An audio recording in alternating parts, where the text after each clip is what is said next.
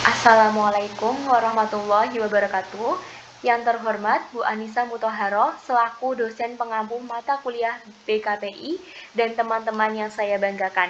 Pada kesempatan hari ini, kami dari kelompok 1 akan mempresentasikan hasil diskusi kelompok kami mengenai model bimbingan dan konseling Islam.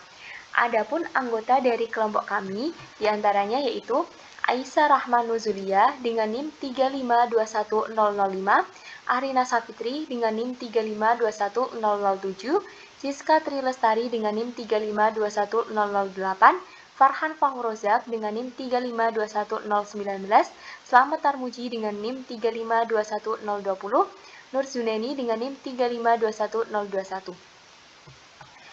Yang kita bahas hari ini yang pertama yaitu pengertian bimbingan dan konseling Islam, yang kedua ciri khas bimbingan dan konseling Islam, yang ketiga landasan bimbingan dan konseling Islam, yang keempat model bimbingan dan konseling Islam, yang kelima tahap-tahap bimbingan dan konseling Islam, yang keenam fungsi bimbingan dan konseling Islam, yang ketujuh bimbingan dan konseling Islam.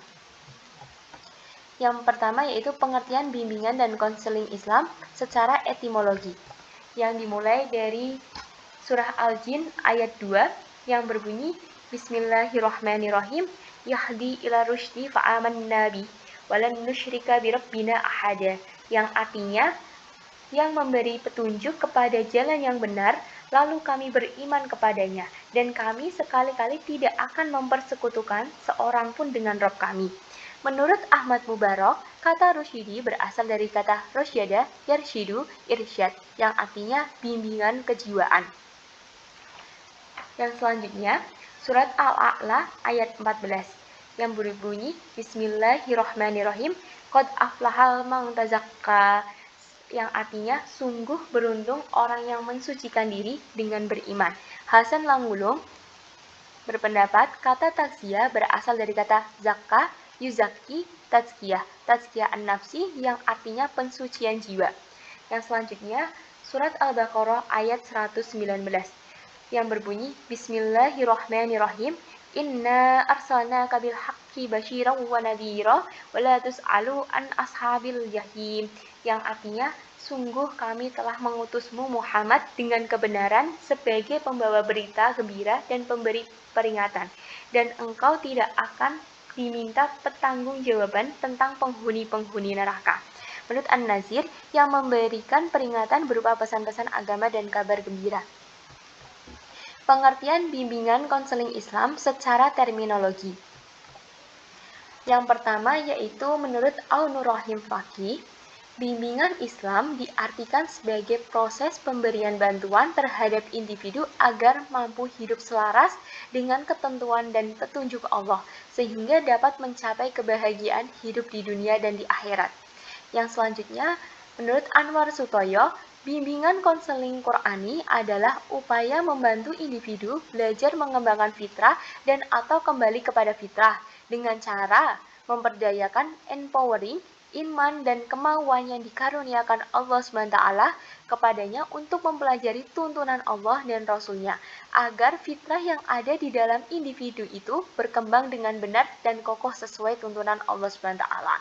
Yang selanjutnya yaitu menurut Helena, bimbingan Islami berarti proses pemberian bantuan yang terarah dan berkelanjutan, serta sistematis kepada setiap individu, agar dia dapat mengembangkan fitrah agama yang dimilikinya secara optimal, dengan cara menginternalisasikan nilai-nilai yang terkandung dalam Al-Quran Nur Karim dan Sunnah Rasulullah.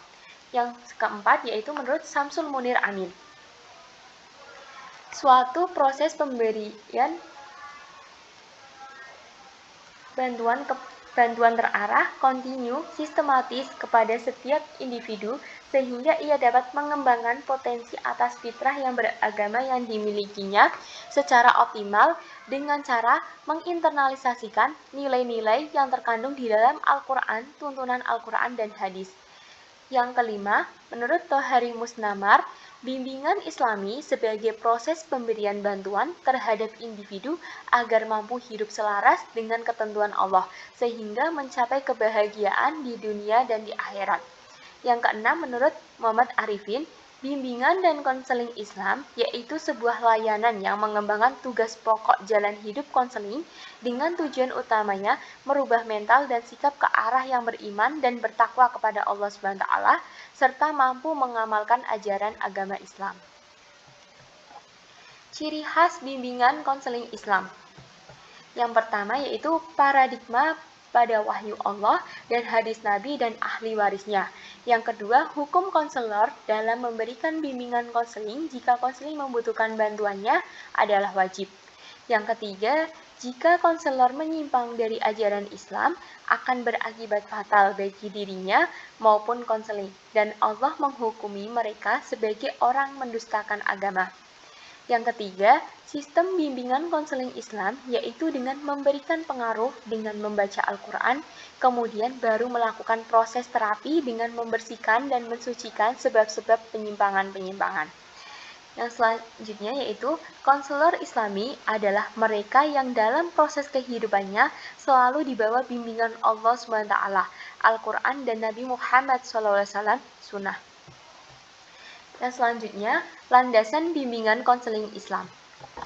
Yang pertama yaitu Al-Quran. Al-Quran adalah landasan utama dalam bimbingan dan konseling Islam, karena Al-Quran merupakan sumber segala kehidupan manusia. Yang kedua yaitu Sunnah atau hadis Nabi Muhammad SAW. Sunnah menurut para ahli hadis adalah segala sesuatu yang terkait dengan Nabi Muhammad SAW berupa perkataan, perbuatan, ataupun takrirnya, atau selain itu. Adapun landasan bimbingan konseling secara umum meliputi landasan historis, landasan filosofis, landasan religius, landasan sosial budaya, landasan psikologis, landasan pedagogis, landasan ilmiah dan teknologis. Adapun penjelasannya sudah dijelaskan pada pertemuan sebelumnya. Model bimbingan konseling Islami. Menurut Anwar Sutoyo yang menggunakan model bimbingan konseling Qur'ani yang mana alasan menjadikan Al-Quran sebagai rujukan dalam konseling. Yang pertama yaitu subjek yang dibimbing Allah adalah manusia. Manusia adalah ciptaan Allah SWT. Allah tentu lebih mengetahui rahasia makhluk ciptaannya. Allah tentu lebih mengetahui potensi yang dikaruniakan kepada mereka dan bagaimana perkembangannya. Allah tentu lebih mengetahui bagaimana pula mengatasinya. Hasbi menyatakan bahwa tidak mungkin membangun manusia hanya berpegang pada pengalaman tanpa petunjuk dari Zat yang Maha menciptakan manusia. Yang kedua, informasi-informasi penting untuk membantu mengembangkan dan mengatasi segala persoalan yang dihadapi manusia terdapat dalam Al-Quran yang dibawa oleh baginda Rasulullah SAW. Oleh karena itu, dalam memahami Al-Quran perlu dipahami sunnah Rasulnya. Yang ketiga, Al-Quran adalah paduan hidup bagi manusia. Ia adalah pedoman bagi setiap pribadi dan undang-undang bagi seluruh masyarakat. Di dalamnya terkandung pedoman praktis bagi setiap pribadi dalam hubungannya dengan Tuhannya, keluarga, lingkungan sekitar, sesama muslim, non-muslim, baik yang berdamai maupun memeranginya, serta untuk diri sendiri. Individu yang mengikuti paduan ini pasti selamat dalam hidupnya di dunia maupun di akhirat. Yang keempat, Al-Quran adalah kitab suci yang dijamin terpeliharanya keasliannya oleh Allah dan bagi siapa yang hendak memahaminya, Allah memudahkan pemahamannya. Yang kelima, Al-Quran sebagai kitab Allah menempati posisi sebagai sumber pertama dan utama dari seluruh ajaran Islam dan berfungsi sebagai petunjuk atau pedoman bagi umat manusia untuk mencapai kebahagiaan hidup di dunia dan di akhirat. Yang keenam, untuk membimbing manusia dibutuhkan pegangan berupa rujukan yang benar dan kokoh. Padahal tidak ada rujukan yang paling benar dan lebih kokoh selain bersumber dari Allah SWT. Tahap-tahap bimbingan dan konseling Islam. Yang pertama yaitu meyakinkan individu tentang posisinya sebagai makhluk ciptaan Allah. Yang kedua, mendorong dan membantu individu memahami dan mengamalkan ajaran agama secara benar. Yang ketiga, mendorong dan membantu individu memahami dan mengamalkan iman, Islam, dan ihsan. Fungsi bimbingan dan konseling Islam. Yang pertama yaitu fungsi preventif, yakni membantu individu menjaga atau mencegah timbulnya masalah bagi dirinya. Yang kedua, fungsi kuratif atau korektif, yakni membantu individu memecahkan masalah yang sedang dihadapi atau dialaminya. Yang ketiga, fungsi preservatif, yakni membantu individu menjaga agar situasi dan kondisi yang semula tidak baik atau mengandung masalah yang telah menjadi lebih baik atau terpecahkan, itu kembali menjadi tidak baik, menimbulkan masalah kembali. Yang keempat, fungsi development mental atau pengembangan, yakni membantu individu memelihara dan mengembangkan situasi dan kondisi yang telah baik agar tetap baik atau menjadi lebih baik, sehingga tidak memungkinkannya menjadi sebab munculnya masalah baginya. Yang kelima, fungsi pemahaman. Bimbingan konseling Islam menghasilkan pemahaman tentang sesuatu oleh pihak tertentu. Sesuai dengan kepentingan pengembangan peserta didik, pemahaman itu sendiri meliputi yaitu yang pertama, pemahaman tentang peserta didik sendiri, orang tua, guru pada umumnya, dan guru pembimbing konselor. Pemahaman tentang lingkungan termasuk di dalam lingkungan keluarga dan sekolah. Yang terakhir, pemahaman lingkungan yang lebih luas, termasuk di dalamnya informasi pendidikan, informasi jabatan atau pekerjaan, dan informasi sosial budaya. Yang selanjutnya, tujuan bimbingan dan konseling Islam.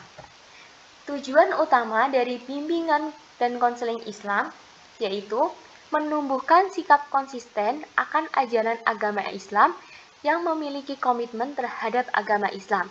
Konseling Islami pun bertujuan agar manusia memiliki kesadaran akan eksistensi dirinya, konsisten dalam menjalankan agama Allah disertai dengan kesehatan mental yang sejalan dengan nilai-nilai hukum syar'i. Tujuan khususnya yang pertama yaitu agar klien tidak mengikuti hawa nafsu dan segera kembali ke jalan Allah SWT. Yang kedua, agar klien bisa memahami dan menerima cobaan atas ujian yang sedang diberikan oleh Allah SWT dengan sabar dan tawakal. Yang ketiga, agar klien menggunakan akal pikiran, perasaan, dan tuntutan agama sebagai pengendali nafsu dan sekaligus pedoman dalam mengembangkan dan memfungsikan potensi yang dianugerahkan Allah kepadanya. Yang keempat, agar klien memiliki kepribadian yang kokoh dan tidak mudah diombang-ambingkan oleh fatwa dan pendapat yang menyesatkan. Untuk itu, klien perlu memiliki filter berupa ajaran yang benar. Yang kelima, agar klien selalu memiliki komitmen terhadap seluruh ajaran agamanya yang termanifestasikan dalam kehidupan sehari-hari. Yang terakhir, memiliki tingkat komitmen beragama yang tinggi dan mendorong terhindarnya klien dari gangguan stres yang disebabkan oleh ketidakmampuan mengatasi masalahnya. Dan itulah sekian dari kelompok kami. Apabila ada kekurangan atau tutur kata yang kurang berkenan, kami mohon maaf. Terima kasih. Wassalamualaikum warahmatullahi wabarakatuh.